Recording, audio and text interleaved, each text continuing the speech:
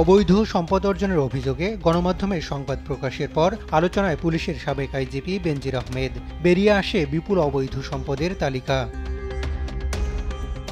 ব্যাপক সমালোচনার মুখে এসব অবৈধ সম্পদের বিষয়ে অনুসন্ধান শুরু করে দুর্নীতি দমন কমিশন দুদক। এরই মধ্যে বেনজির বিদেশে পাড়ি জমালে তার সম্পদ ক্রোকের নির্দেশ দেয় আদালত।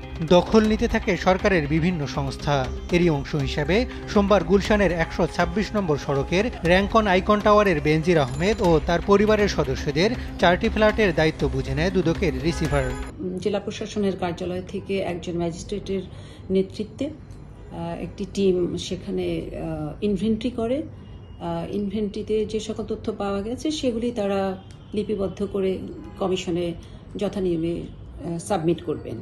এটি আদালতের নীতি, সেটা এখন যেহেতু ক্রোক করা আছে, এটা দুদক সিলগালা করে এসছে ওনাদের কার্যক্রম সম্পন্ন করে। গেল বছর 5 মার্চ র্যাঙ্কন ভবনের একই সঙ্গে 4টি ফ্ল্যাট কেনেন সাবেক আইজিপি বেনজির আহমেদ। এর মধ্যে 3টি ফ্ল্যাট স্ত্রী জিসান মির্জার নামে, অপর ফ্ল্যাটটি বেনজির আহমেদের ছোট মেয়ের হয়ে নিজের নামে কেনেন বেনজির। এর আগে 27 জুন আদালতের নির্দেশে রিসিভার নিয়োগ দেয় দুদক। সোমবার জেলা প্রশাসকের একজন ম্যাজিস্ট্রেট ও দুদকের সম্পদ ব্যবস্থাপনা বিভাগের পরিচালক ভবন পরিদর্শন শেষে দেখভালের দায়িত্ব বুঝে নিয়ে সিলগালা করেন। পুলিশের সাবেক আইজিপি জনাব বেনজির সাহেবের গুলশানে যে ফ্ল্যাটটি আছে সেই ফ্ল্যাটের রিসিভার হিসেবে আমাদের দুদকের একজন ডাইরেক্টরকে নিয়োগ করা হয়েছে বিজ্ঞ আদালতের আদেশ মতে।